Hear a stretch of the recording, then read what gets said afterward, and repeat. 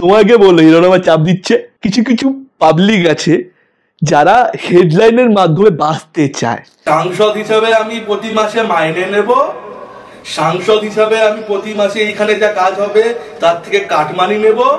আমার মনে হয় না ও না পুরোপুরি পাগল হয়ে গেছে। তোমার প্রতিপক্ষ হিরণ চট্টোপাধ্যায় খুবই কুরুচিকর ভাষায় তোমায় আক্রমণ করছে, হাতে রক্ত লেগে আছে। আতঙ্কবাদী বলেছে। হ্যাঁ, তুমি নীরব কেন? দেখো, ও যেখানে প্রচারে যাচ্ছে সেখানে লোক হচ্ছে না, তো লোকের কাছে পৌঁছতে চায়। তো এটা ওর মাথার মধ্যে ঢুকে গেছে যে দেবকে যদিও আক্রমণ করে তাহলে ও সারাদিন খবর থাকতে পারবে, সারাদিন নিউজে থাকতে পারবে।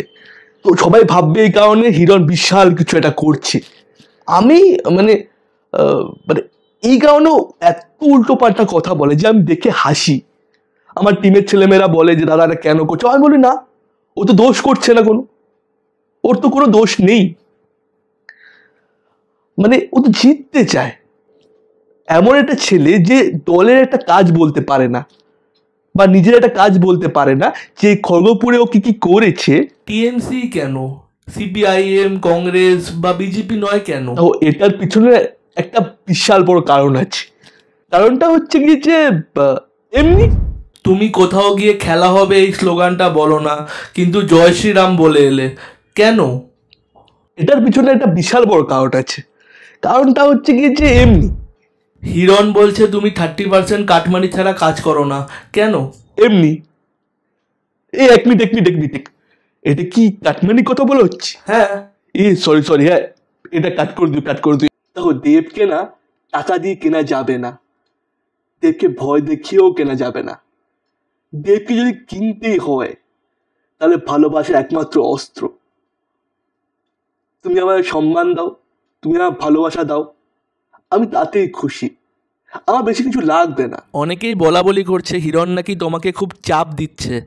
তোমাকে বললো হিরণ আমার চাপ দিচ্ছে? হ্যাঁ, ও তো নিজেই চাপ খাচ্ছে বলে আমার মনে হয়। এই উল্টো পাল্টা বলছি। কিছু কিছু পাবলিক আছে যারা হেডলাইনের মাধ্যমে বাঁচতে চায়। এরকম একটা পাবলিক মানে আমাদের ঘাটালেরও আছে।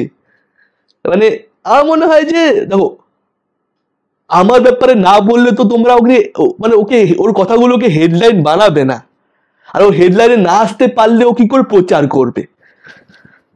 তো আমার মনে হয় এটাকেই হেডলাইন রাজনীতি বলা হয়। ইতিমধ্যে একটা খবর এলো, হিরণ বলেছে যে তুমি নাকি বাংলাদেশের মাফিয়াদের কাছ থেকে টাকা নিয়ে সিনেমা করছো।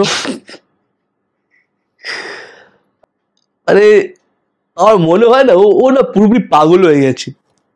মানে এই ভোটটা যদি আগের বছর হতো, ইন্ডিয়া কেন ওয়ার্ল্ড কাপে হারলো সেটাও দেব বলবে, বা ইউক্রেন রাশিয়ার যুদ্ধ কেন হচ্ছিল সেটাও দেব বলবে।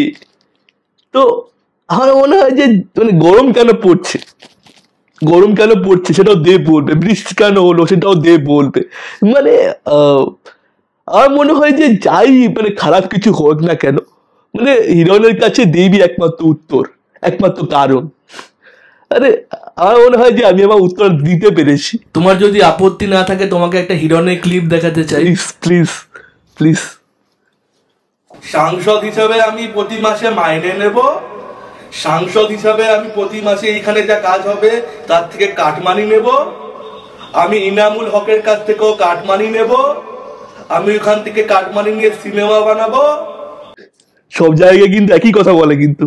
হ্যাঁ, তাই তো দেখতে পাচ্ছি। সাংসদ হিসাবে আমি এখানে কোনো কাজ করব না, কিন্তু গার্লফ্রেন্ডের সাথে কোথায় যাব? মালদ্বীপে যাব। মালদ্বীপে গিয়ে কি করব? মালদ্বীপে গিয়ে গার্লফ্রেন্ডের সাথে সুইমিং করব, আর এখানকার ঘাটালের মানুষ জলের তলায় সুইমিং করবে।